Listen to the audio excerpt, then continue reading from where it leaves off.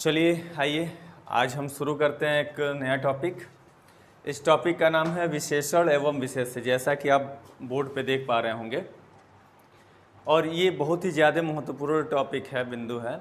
इसको ध्यान से आप पढ़िएगा, क्योंकि समीक्षा अधिकारी के पेपर में लगभग 10 प्रश्न यहाँ से पूछे जाते हैं। ठीक है, आप एसआई का एग्ज़ाम देने जाओ, यूपीपी का एग्ज़ाम देने जाओ, यूपी पीसीएस का एग्ज़ाम देने जाओ, वहाँ पे भी यहाँ से प्रश्न पूछे जाते हैं।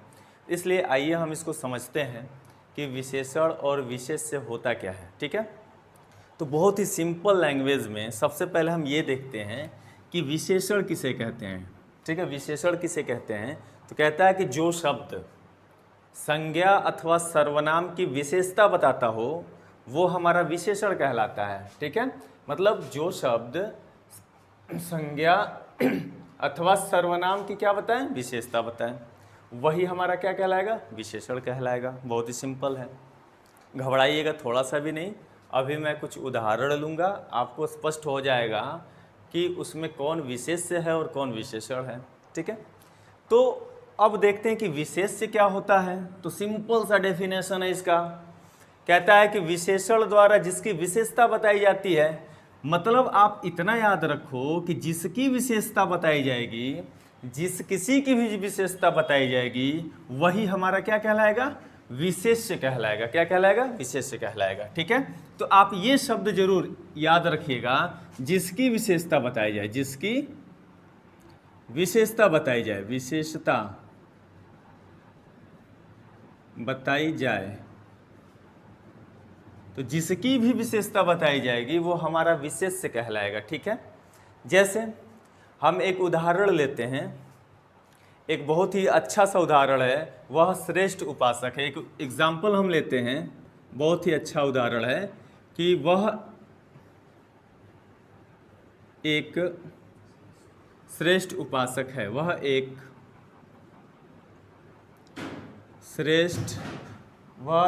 श्रेष्ठ उपासक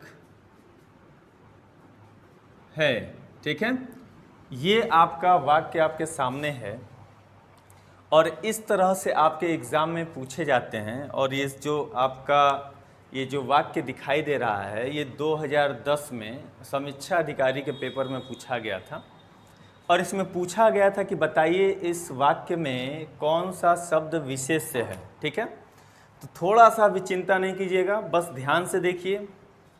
इसमें हमें देखना है कि कौन सा शब्द विशेष्य है और कौन सा शब्द विशेषण है।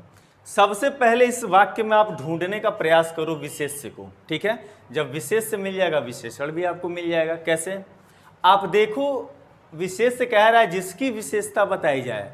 इसमें ढूंढने का प्रयास करो कि किसकी विशेषता बताई जा रही है। यहाँ पे तो कह रहा है कि वह एक श्रेष्ठ उपासक है। तो उपासक की विशेषता क्या है, कि वो श्रेष्ठ है। तो किसकी विशेषता बताई जा रही है, तो यहाँ पे उपासक की विशेषता बताई जा रही है। और जिसकी विशेषता बताई जाएगी वही हमारा क्या कहलाएगा, विशेष्य कहलाएगा। तो यहाँ पे हमारा उपासक क्या हो जाएगा बाबू, यहाँ पे उपासक हो जाएगा हमारा विशेष्य। क्लियर हो रही है बात, जिसकी विशेषता बताई जाएगी वो हमारा विशेष्य कहलाएगा। क्लियर हो गई बात। अब जो श्रेष्ठ है, तो श्रेष्ठ क्या है, इस उपासक की विशेषता है। तो जो श्रेष्ठ है, उपासक की विशेषता है, वो हमारा क्या कहलाएगा, विशेषण कहलाएगा। क्या कहलाएगा, विशेषण कहलाएगा, विशेषण। क्लियर हो गई बात, बहुत ही सिंपल है। एक और उदाहरण लेते हैं, एक और बहुत ही छोटा सा, बहुत ही आसान उदाहरण लेते हैं कि चांदी चमकदार है। ये पहला एग्जाम्पल हो गया और ये दूसरा। ठीक है, एक और उदाहरण लेते हैं, चांदी चमकदार है, चमकदार है। ठीक है, चांदी चमकदार है। अब इस वाक्य में आपको ढूंढना है कि कौन सा शब्द विशेष्य है और कौन सा शब्द विशेषण है। तो ध्यान दीजिए, फिर आप देखो, पहले कह रहा चांदी चमकदार है, तो किसकी विशेषता बताई जा रही है, तो सबसे पहले उसको ढूंढो। तो देखो, जो चांदी शब्द है, चांदी की विशेषता है कि वो क्या है, चमकदार है। तो किसकी विशेषता बताई गई है, चांदी की। जिसकी विशेषता बताई जाएगी वो हमारा क्या कहलाएगा, विशेष्य कहलाएगा। तो चांदी हमारा क्या हो जाएगा बाबू, यहाँ पे हो जाएगा विशेष्य हो जाएगा। और इसकी विशेषता क्या है कि वो चमकदार है, चमकदार है, चमक रहा है, ठीक है ना। तो ये हमारा हो जाएगा आपका विशेषण। क्या हो जाएगा? विशेषण। क्लियर हो गई बात। एक और उदाहरण लेते हैं, राम स्वस्थ है। एक और उदाहरण हम लेते हैं। अगर मैं लिखूं राम या मोहन, जो भी आप लिखना चाहो लिख सकते हो, राम स्वस्थ है, ठीक है ना, राम स्वस्थ है। तो राम की विशेषता यहाँ पे क्या है, ध्यान से देखिए। तो राम की विशेषता बताई जा रही है कि राम स्वस्थ है, तो राम की विशेषता है, ठीक है ना, राम की विशेषता है कि वो स्वस्थ है। तो जिसकी विशेषता बताई जाएगी वो हमारा क्या कहलाएगा? विशेष्य कहलाएगा। तो राम यहाँ पे क्या हो जाएगा? विशेष्य हो जाएगा। और किसकी? तो क्या है वो? स्वस्थ है, तो ये हमारा क्या हो जाएगा? विशेषण हो जाएगा। तो इस तरह से हमारे सामने जब वाक्य दिए रहते हैं तो हम पहचानने का प्रयास करते हैं कि उन वाक्यों में कौन सा विशेषण है, कौन सा विशेष्य है। तो एक बार ध्यान से आप समझ लीजिए, ज़्यादा कन्फ्यूज़न में मत रहिए, एकदम ध्यान से देखिए। कहता है कि जिसकी हम विशेषता बताएंगे वो हमारा विशेष्य कहलाएगा, और जो शब्द संज्ञा अथवा सर्वनाम की विशेषता बताएगा वह हमारा विशेषण कहलाएगा। और आपके सामने ये 3 उदाहरण हैं, और इससे आप समझ चुके होंगे कि विशेषण क्या होता है और विशेष्य क्या होता है। क्लियर हो गई बात। अब चलिए हम आगे देखते हैं कि विशेषण जो है, विशेषण के कई सारे भेद हैं, कई सारे प्रकार हैं। अब वो भेद कौन कौन से हैं, वो प्रकार कौन कौन से हैं, पहले मैं लिख रहा हूँ और लिखने के बाद फिर आपको समझाता हूँ, ठीक है।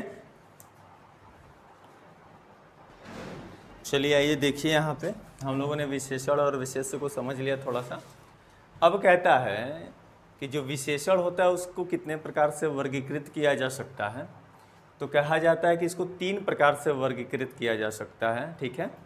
एक हमारा है स्थान के आधार पर, ठीक है, इसको याद रखिएगा आप। एक हमारा क्या है? स्थान के आधार पर हम विशेषण का वर्गीकरण करते हैं। और एक हमारा है प्रयोग के आधार पर, और जो तीसरा है वो क्या है? तुलना के आधार पर। क्लियर हो रही है बात। अब इस 3 आधारों पे हम विशेषण का वर्गीकरण करते हैं। क्लियर है। अब ध्यान से देखो कि ये जो स्थान के आधार पे हम वर्गीकरण करते हैं इसके कितने भेद हैं। तो कहता है इसके 2 भेद होते हैं। विशेषण के स्थान के आधार पर कितने भेद होते हैं? तो 2 प्रकार होते हैं, 2 भेद होते हैं, ठीक है। उसी तरह से हम देखें कि प्रयोग के आधार पर जो विशेषण होता है, प्रयोग के आधार पर जो विशेषण होता है वो कितने प्रकार का होता है? तो ये होता है 4 प्रकार का होता है। कितने प्रकार का होता है? 4 प्रकार का होता है। तुलना के आधार पे जब हम देखेंगे तो देखेंगे हम तुलना के आधार पे कितने प्रकार के होते हैं। तो तुलना के आधार पे हमारे 3 होते हैं। क्लियर हो रही बात? 3 होते हैं। अब यहाँ पे कौन सा इंपॉर्टेंट है, ध्यान से देखिए। हमें क्या पढ़ना है, हम इसके बारे में थोड़ा देख लेंगे, दोनों जो प्रकार होते हैं उनको देख लेंगे। और ये जो प्रयोग के आधार पे विशेषण 4 प्रकार के होते हैं, हम ये चारों प्रकार पढ़ेंगे और अच्छे से पढ़ेंगे। क्यों? क्योंकि यहाँ से प्रश्न बार बार बनते हैं आपके एग्जामों में, और यहाँ से भी एक प्रश्न बनता है। अगर आपसे परीक्षा में पूछा जाए कि विशेषण कितने प्रकार के होते हैं या विशेषण के कितने भेद होते हैं, तो आप याद रखिएगा 4 होते हैं, ठीक है। आपको याद नहीं रखना है 2 होते हैं या 3 होते हैं। क्लियर है। आपसे अगर परीक्षा में पूछा जाता है कि विशेषण कितने प्रकार के होते हैं, तो आप प्रयोग के आधार पर जितने होते हैं उतने आपको याद रखना पड़ेगा। 4 होते हैं, और ये इस तरह के प्रश्न कई बार बन चुके हैं, आपके एग्जामों में पूछे जा चुके हैं, ठीक है। और विशेषण में ये जो प्रयोग के आधार पर 4 होते हैं ये बहुत ही ज़्यादा महत्वपूर्ण हैं, ठीक है। अब चलिए हम देखते हैं कि इसके 2 भेद होते हैं। एक होता है उद्देश्य विशेषण और एक होता है आपका विधेय विशेषण। एक होता है उद्देश्य विशेषण और एक होता है विधेय विशेषण। इसके 2 हिस्से होते हैं। एक होता है उद्देश्य विशेषण, उद्देश्य विशेषण, और एक होता है विधेय विशेषण।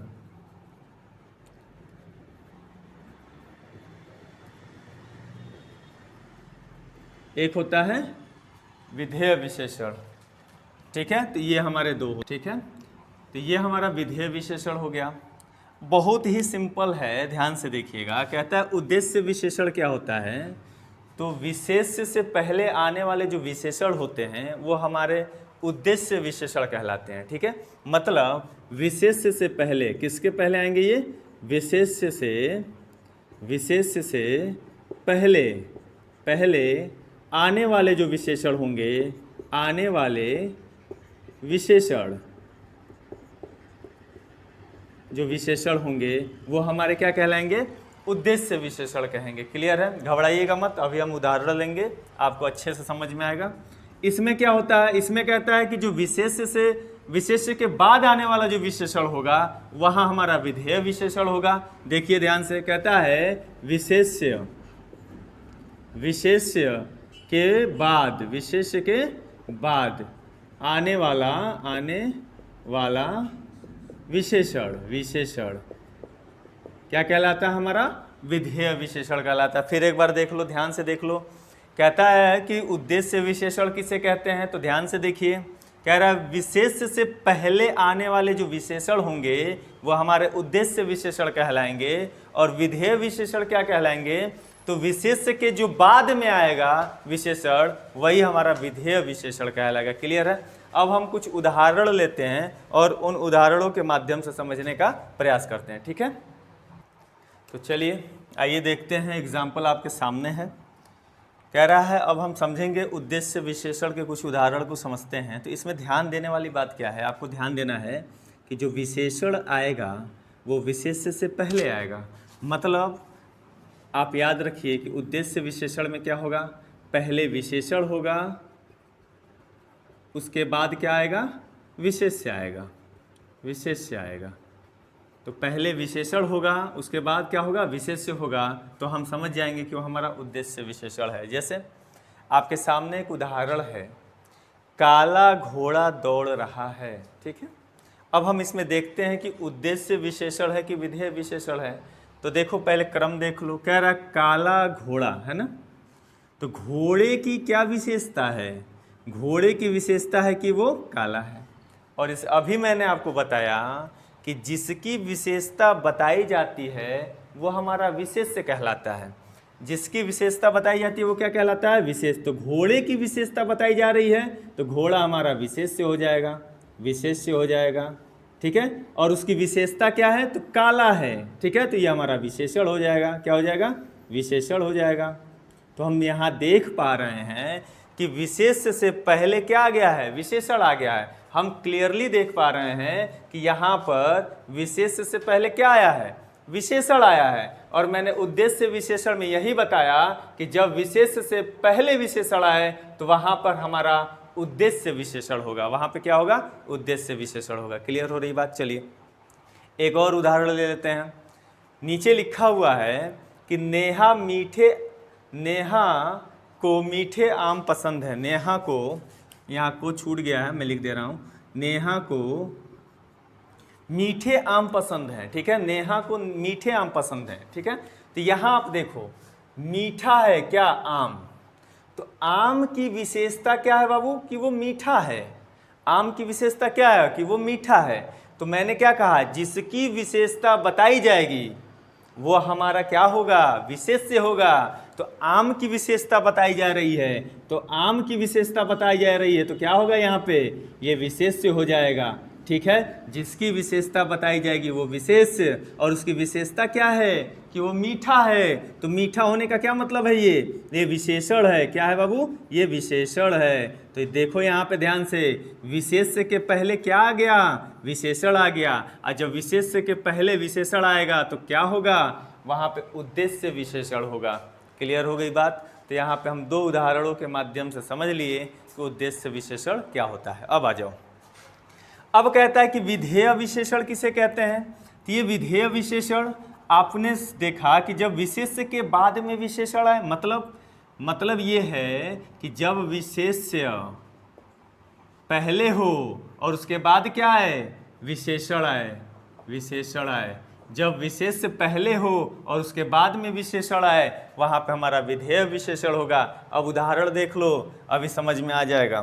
ठीक है, तो एग्जाम्पल देखते हैं। पहला, पहला एग्जाम्पल कहता है कि मेरा कुत्ता काला है। अब देखो ध्यान से, कह रहा मेरा कुत्ता, ठीक है, क्या है, काला है। तो कुत्ते की विशेषता है कि वो क्या है बाबू, काला है।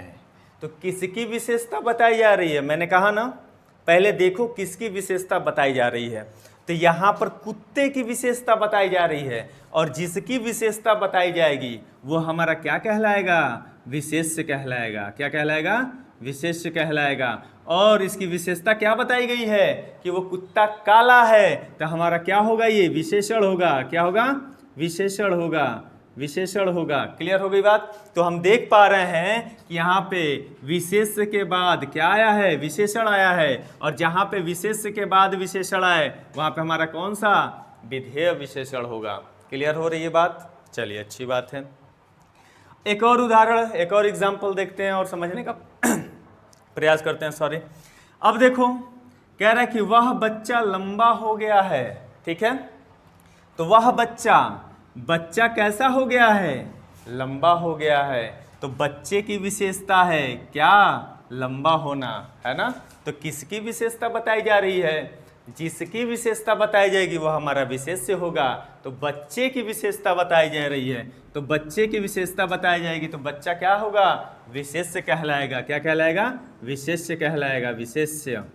और ये बच्चा कैसा हो गया है, तो लंबा हो गया है ना। तो लंबा हो गया तो ये हमारा क्या होगा, ये हमारा विशेषण होगा, विशेषण होगा। और इस तरह से हम देख पा रहे हैं कि विशेष्य के बाद क्या आया है, विशेषण आया है। और जब विशेष्य के बाद विशेषण आएगा तो आप आंख बंद करके बता सकते हो कि वह हमारा क्या होगा, विधेय विशेषण होगा। क्लियर हो गई बात। चलिए अब हम इतना जब समझ लेते हैं तब हम आते हैं प्रयोग के आधार पे जो हमारे विशेषण होता है वो कितने प्रकार के होते हैं। ठीक है, तो पहले मैं लिख दे रहा हूँ फिर आपको समझाता हूँ। तो तब तक आप एक स्क्रीनशॉट ले लीजिए और इसको अच्छे से स्क्रीनशॉट ले लीजिए और स्क्रीनशॉट लेकर आप इसको नोट डाउन कर लीजिए, फिर हम लोग लिखते हैं। ठीक है, ओके।